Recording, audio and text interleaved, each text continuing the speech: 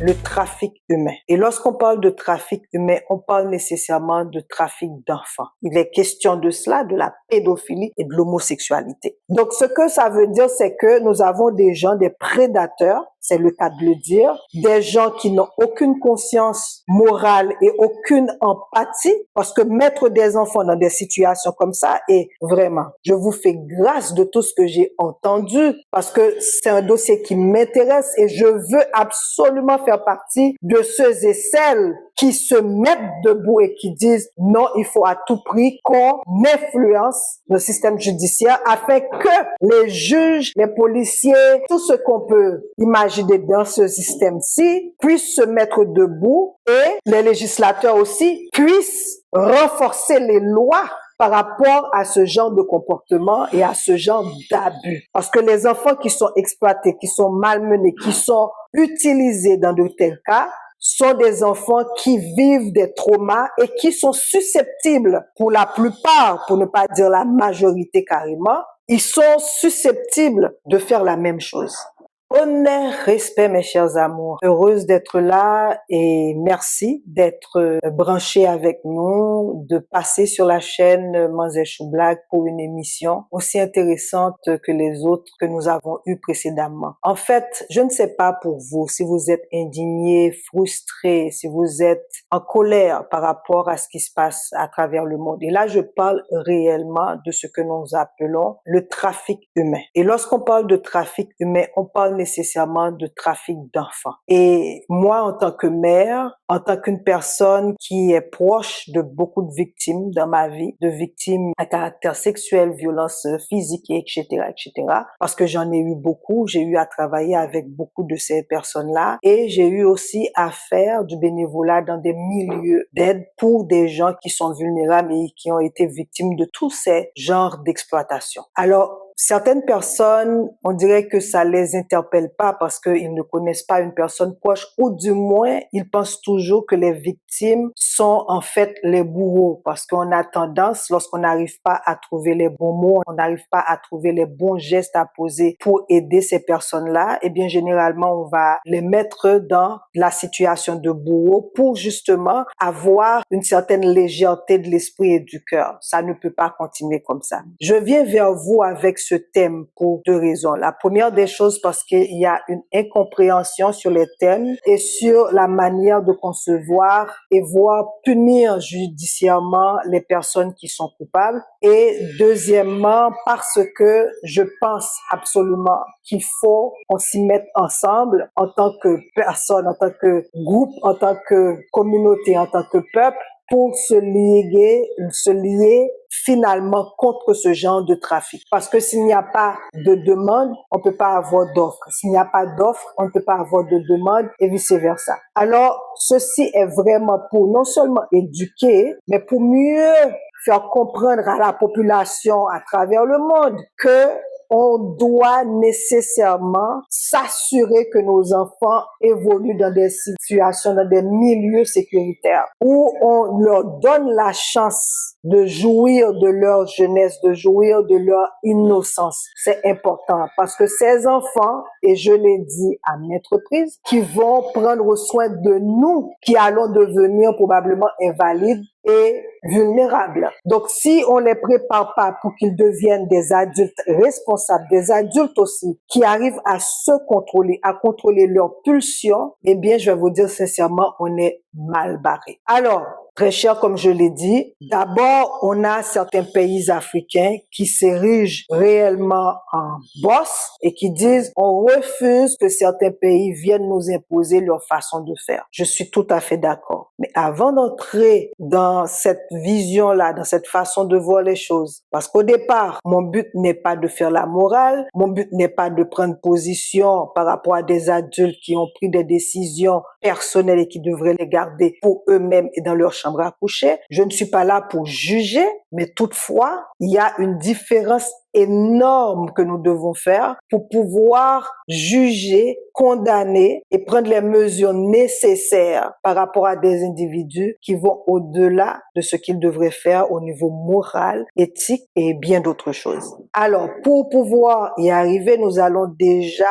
parler de ce qu'est la pédophilie parce qu'il est question de cela, de la pédophilie et de l'homosexualité. On va voir une petite définition de ce qu'est l'homosexualité. En fait, l'homosexualité, en résumé, c'est deux adultes consentants, qu'ils soient du même genre, du même sexe, et de décider que moi, ce qui m'intéresse, moi, ce qui m'attire, mon choix en termes de ce qui me fait vibrer, c'est une personne du même sexe que moi. Donc ça, c'est des relations, je pourrais dire jusqu'à certains moments, saines dans la mesure que ce sont des adultes consentants qui décident de se mettre ensemble et que au final, au niveau moral, au niveau politique d'un pays, on peut être contre, mais c'est ça réellement la relation homosexuelle. Que ce soit deux femmes ou deux hommes, mais ce sont des adultes consentants au départ. Maintenant, la pédophilie, qui est maintenant reconnue quasiment mondialement dans tous les pays du monde, n'est-ce pas?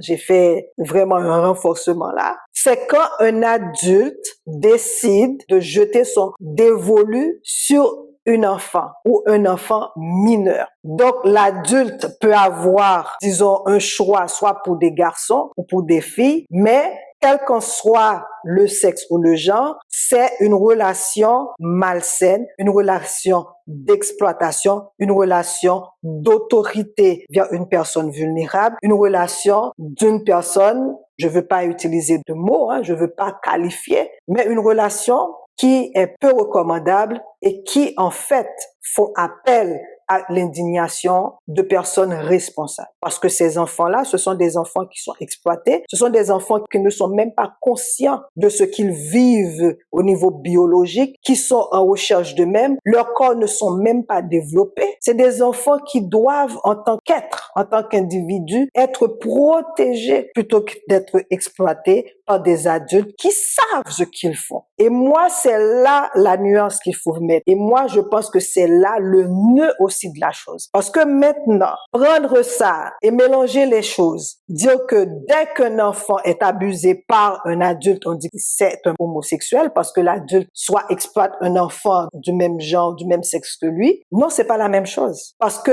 une personne homosexuelle peut être pédophile, tout comme une personne hétérosexuelle peut être pédophile. Et la pédophilie dans notre ère, dans notre siècle, est punie légalement et est immorale. À moins qu'on soit de certains pays qui décident que c'est normal de marier des enfants de 10 ans, de marier des enfants de 9 ans.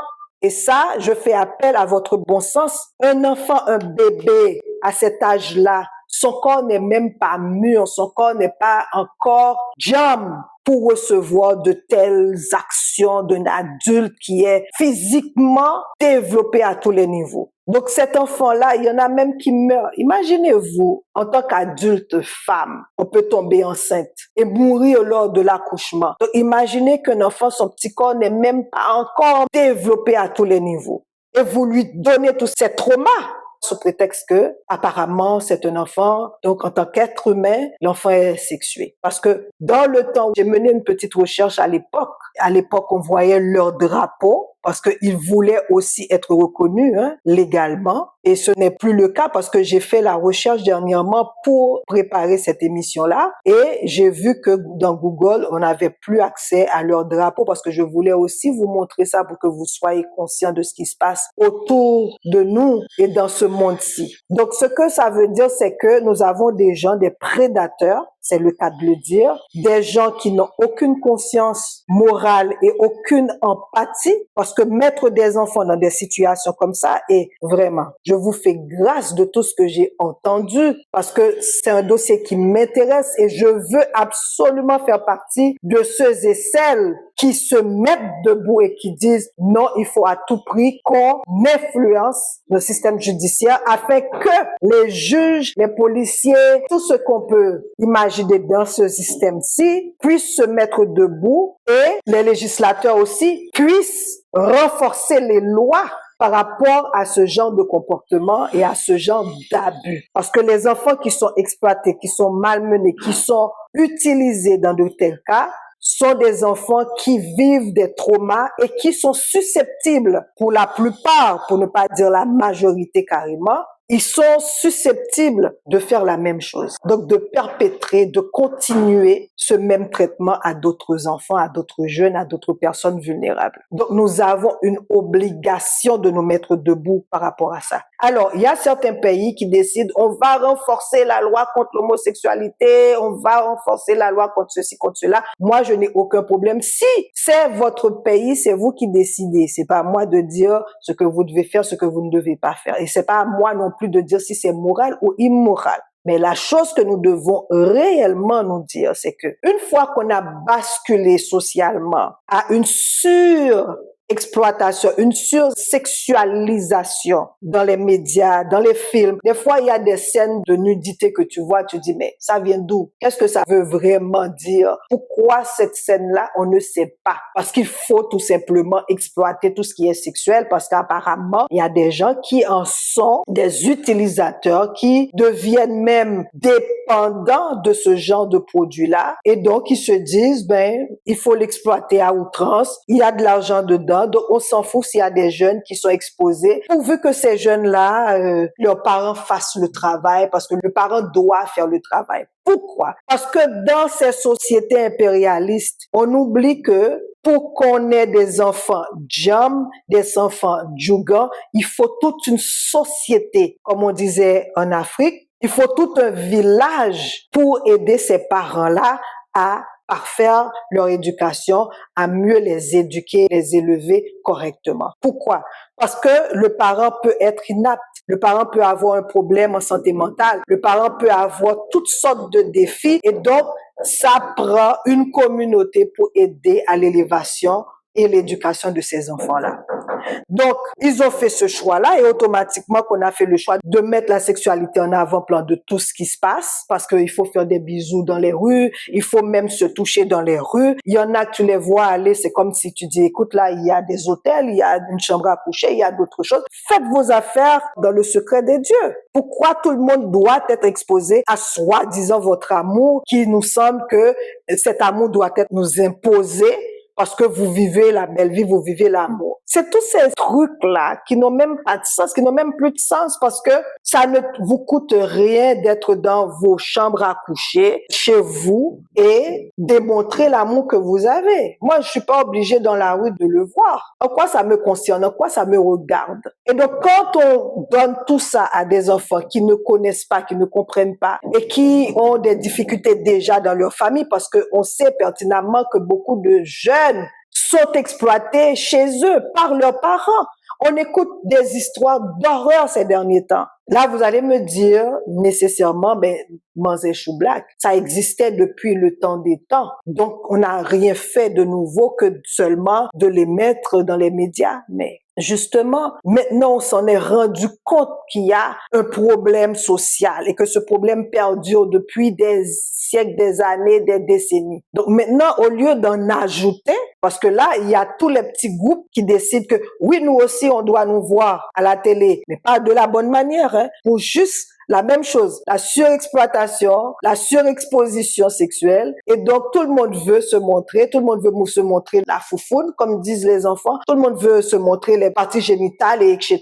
Et donc, on va où avec ça? Est-ce que c'est vraiment de ça dont on a besoin lorsque l'on sait pertinemment en ce temps-ci, il y a des milliers d'enfants qui meurent de faim à travers le monde. Il y a des milliers d'enfants qui meurent sous les bombes. Il y a des milliers d'enfants qui meurent d'exploitation sexuelle. Alors, c'est une question de choix social. Qu'avons-nous décidé en termes de choix social? Je pense que nos priorités sont vraiment mal mises. Mais moi, je vais dire très sincèrement, il ne faut pas qu'on tombe dans la facilité où on va tout simplement condamner un groupe des personnes qui ont fait des choix éclairés et de laisser des personnes qui exploitent des enfants. Parce qu'il faut bien qu'on fasse cette différenciation-là afin que nous puissions juger, condamner, punir plus sévèrement ces gens-là qui exploitent les enfants. Pour les autres affaires, moi, je rentre pas dedans. C'est à chaque pays de gérer ça comme ils veulent. C'est à chaque population de gérer ça comme ils veulent. Mais quant aux enfants,